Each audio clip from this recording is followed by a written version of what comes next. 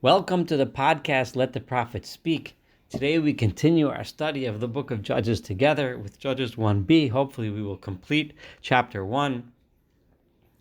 We read of the beginning of the decline of the people after the death of Joshua, the beginning of the splintering of the Jewish people, the beginning of them behaving just like the people of the land in which they are now supposed to conquer and demonstrate a new way, the failures of them as they conquered and continued to conquer the land and settle it.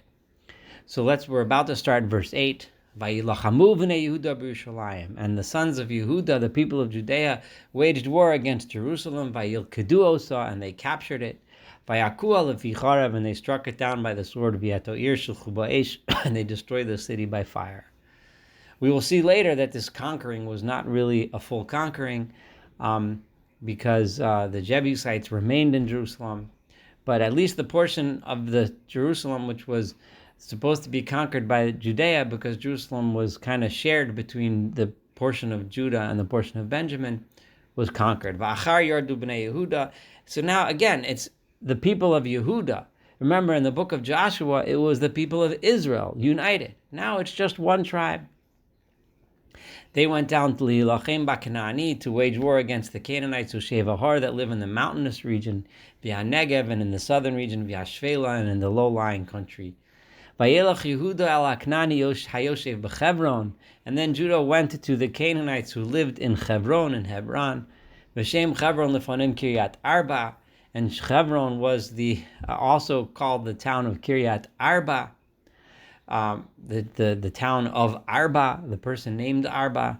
Vayaku et Sheshai v'Achiman v'Talmai, and they killed the three people named Sheshai, Achiman, and Talmai.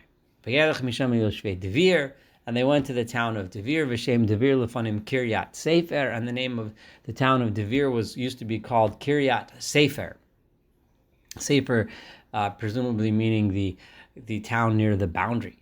Vayomer Kalev asher yaked Kiryat Sefer uluchada, and Caleb said that he who conquers Kiryat Sefer and captures it. Remember, Caleb, we studied in Joshua. We read the story. Basically the same story with tiny slight differences. Here recounted, Hebron was given to Caleb, and Kiryat Sefer, which was near that, he said, whoever conquers that area, v'notati lo, and I will give to him at Achsa biti lo isha, I will give him Achsa, my daughter, as a wife. Vayilkeda Otniel ben Kenaz. So Otniel, the son of Kenaz, who would be considered, Otniel would be probably the first or the earliest of the period of judges, one of the leaders, but not so much a national leader, but at least a leader of Judah. We'll see him come up a couple times. One of the tribal leaders, he Achi Kalev Hakaton Mimenu, who was the brother, or at least the cousin or relative of Caleb, who was younger than him. He went and captured him and captured this area, Kiryat Sefer, v'yitin lo et Achsa bito l'isha, and he gave him Achsa, his daughter, as a wife. And Achsa, we will find out in a minute. We will reread the same story that we read in Joshua. Vayhi b'vo'ah, and it was when she came and joined Otniel, her new husband, in marriage. Vatisiteu, and she convinced him, lish'ol me'et avia hasadeh, to ask from her father for the field, for some property that would be theirs. She said, go to my father and say, okay, now you have me as a wife, but I need property to support the family. Vatitznach me'al hachamor, and she dismounted from her donkey because he was too ashamed. That was the version of the story we had in Joshua, where it states this detail, that he was too shy too afraid of his powerful and very famous father-in-law. So she went herself, gets down from her donkey, Vayomer la Kalev malach, and Kalev said to her, what is it that you'd like? Vatomer, and she said to him, Havali bracha, I need a land of blessing. Keretz hanegev nizatani, the land which you gave me is very dry and it's not very useful. V'nosateli gulos mayim, I need you to give me a place that has springs of water, so that we can make use of this land. And Caleb in Joshua, the versions calls it Gulot Eliot. Here it says Gulot Elit. Ve'ed Gulot Tachtit, and he gave him he gave her Caleb, upper springs and lower springs so that they can make use of that field.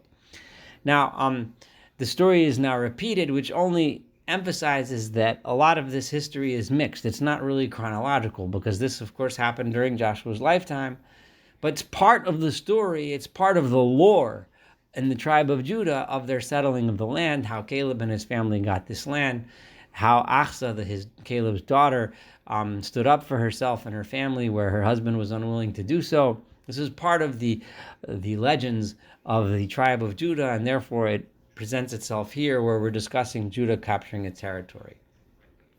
There's another family that's important in the history. If we remember from the Torah that the father-in-law of Moshe, the father-in-law of Moses, a Midianite by the name of Yithro or Jethro, and he had descendants that came and eventually joined the Jewish people. We're about to read a little bit about their story. So we're about to read verse 16. Uvenei Cani, and the descendants of Cani, right, which is another term referring to Yisro, Hosein Moshe, the father-in-law of Moses, Olu Meir Hatmorim. They came up from the city of dates. Now, a city of date palms.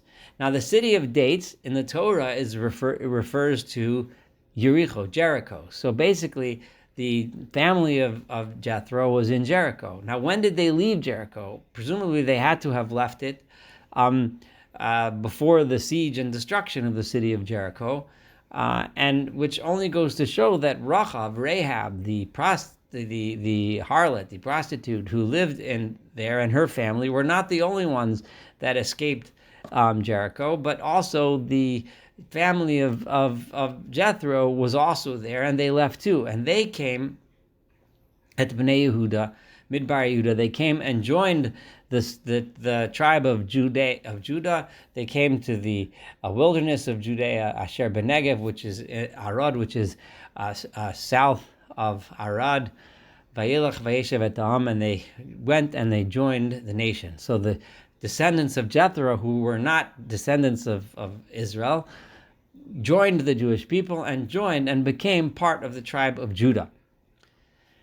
Vayelach Yehuda et Shimon Achiv, and now Judah went together with Shimon, his brother, Vayaku, and they struck at Canaani, the Canaanites, Yoshev Tzefat, that lived in Tzefat. Vayachrimota, and they destroyed it. Vayikra Shem Meir Charma, and they called the name of the city Charma, because again, Charma from the root of Vayacharimu, which is to destroy.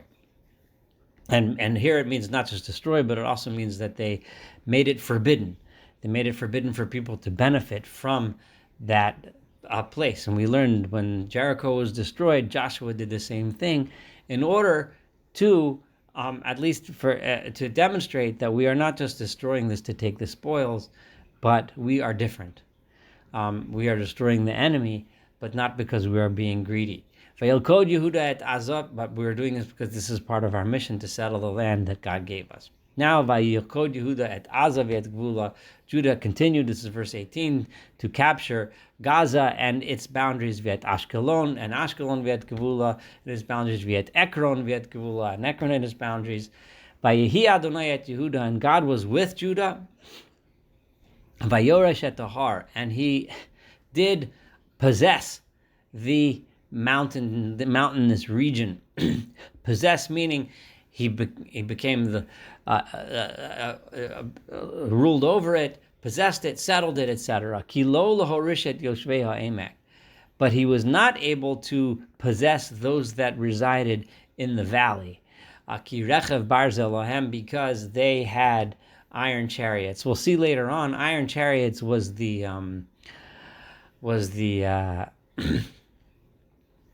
most advanced weaponry of the time, most powerful weaponry of the time, and Judah was unable to conquer the valley. The battles against the valley we'll find later on when we get to the battle over the Jezreel Valley, when it was conquered and how. It's going to be important stories in this book later. But at this point, Judah was unable to conquer the valley. And as we mentioned in the book of Joshua, we also mentioned that gave Caleb the city of Hebron, as Moshe and Moses had commanded, and they dispossessed from that area the three children, the three descendants of the Anak, which are the ones we mentioned before, Sheshai, Talmai, and I'm sorry, I slipped my mind, but those three. Viet Hayavusi and the Jebusites, Yoshev Yerushalayim, who were resident in Jerusalem, or at least it would sound like they were in the Benjaminite portion of the mountain which contained the city of Jerusalem. Lo horishu b'nei Binyamin. The descendants of Benjamin did not dispossess them. So Judah seems to have conquered their portion. Vayeshev Hayavusi et b'nei Binyamin b'Yerushalayim ad hayom hazeh. And the Jebusites that resided together with the Benjaminites in Jerusalem until this day. So now we're going to turn our attention to some of the others. Immediately after discussing Judah, we of course go to the next group, which eventually became the forefathers of the northern kingdom, and that is the children, the descendants of Joseph. So verse 22, some of this I'm going to read kind of quick because it's just place names and so on. Vaya'alu Beit Yosef, the house of Joseph, the descendants of Joseph, generally referring to the leading tribe of Joseph, the Ephraim, those that are descendant of Ephraim. Gamheim Beit El, they went to Beit El, which is of course eventually going to be part of the northern kingdom. Vadonai Imam, and God was with them and helped them conquer their place too.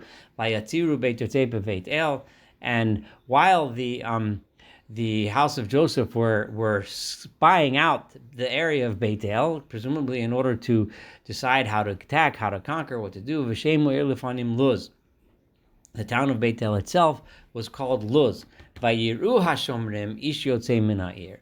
And the guardians of the city the Shomrim here is referring to the those that were watching, meaning the not the guards of the city, but the people that were watching the city, the descendants of Joseph who were watching the city.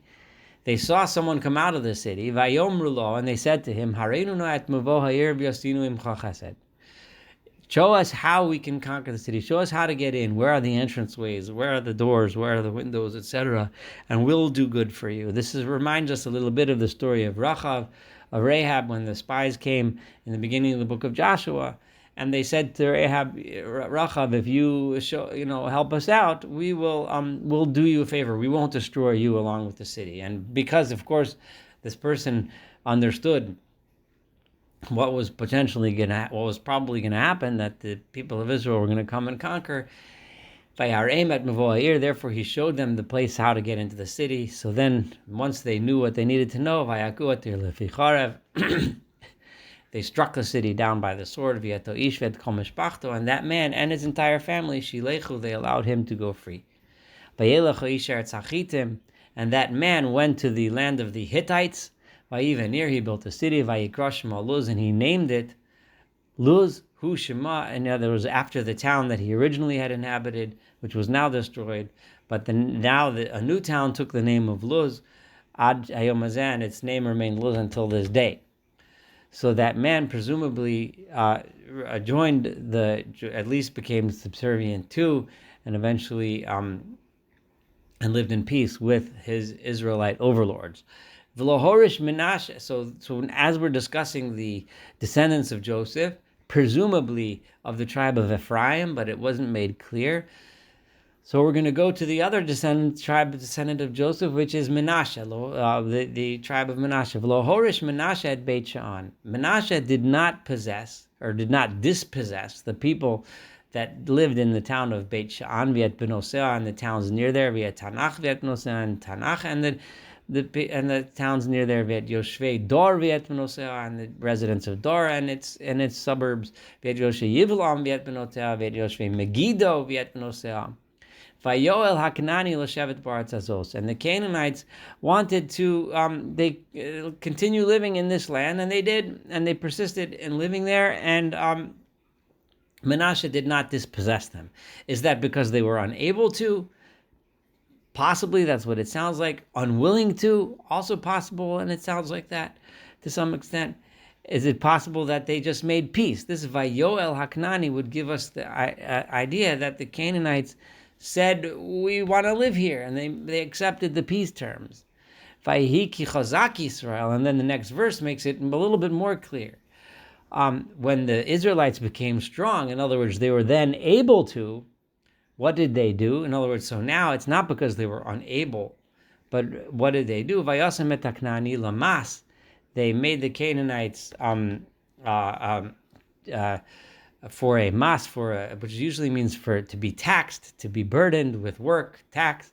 Horish lo horisho, but they did not destroy them. Now, if the Canaanites would have joined and said, we are willing to live by your ethics and morals, and keep the 7 Noahide laws as we described earlier in our introduction in the last podcast, this would not have been so bad. But we're going to find that the people of Manasseh were much more interested in the mas part, in the subjugating them and getting advantage from them, than they were in the ethically and morally teaching these Canaanites to get rid of their immoral and idolatrous ways.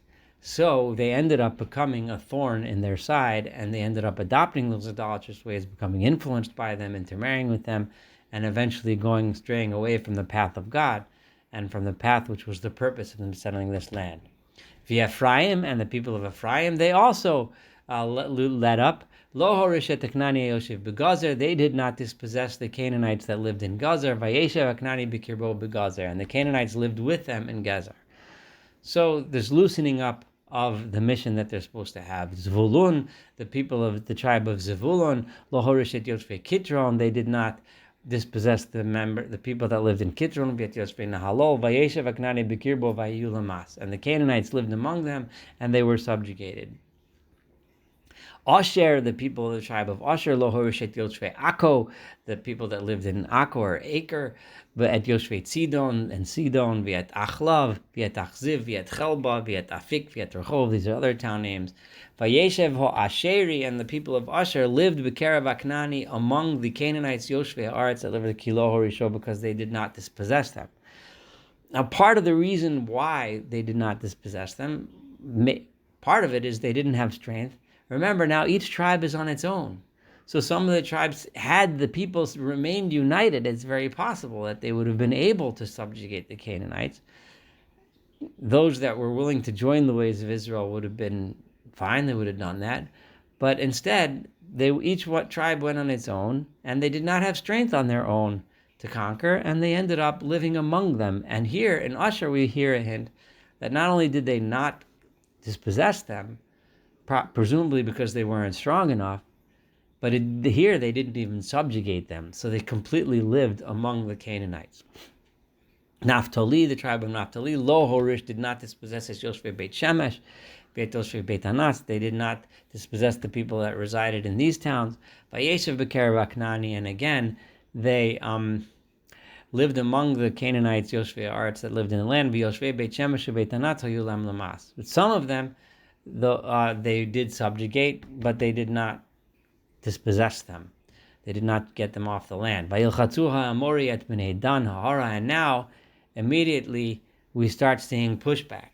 Until now, they didn't dispossess. In other words, they didn't become the owners, the lords, the residents of the land, or they lived among them. But now they are starting to push back. The Amorites pushed back against the descendants of Dan, Hahara, into the mountain, because again, they did not allow the people of Dan to infringe upon their property that they resided in, which was in the deeper valleys. We're going to find throughout this book that the valleys, and we obviously, is for obvious reasons, the valleys were fertile. The valleys were the most important areas for farming, for the purposes. So, and they were the places where the more powerful cities were, and the people of Dan were not able to descend into the valleys, and Amorites remained there and pushed the people of Dan into the hills. Vayol ha'amori l'sheves b'har cheres, and the Amorites desired and continued to live in the mountain of Har Cheres, Ba'ayalon, in the Ayalon Valley, Uvesha'alvim, and in Sha'alvim, Batichbad Yad Beit Yosef Ayu Lamas. But despite the fact that they remained there, the house of Joseph did become stronger, and eventually they did subjugate them, even though they did not dispossess them. Gvul ha'Amori, and the boundaries of the Amorites, Mimale Akrabim Me'asela Umala. They resided in the area from Ma'ale Akrabim, that place, from the rock, which sounds like some kind of large rock that was a border marker, Humala, and above that, presumably, and on, and past that.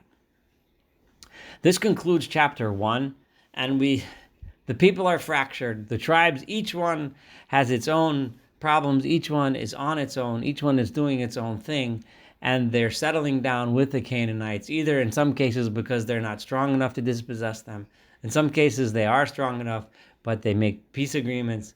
In some cases, they subjugate them, but they're living among them. And we will soon learn how this leads to a corruption of the moral and ethical ideas that the people were charged with as they came into this land.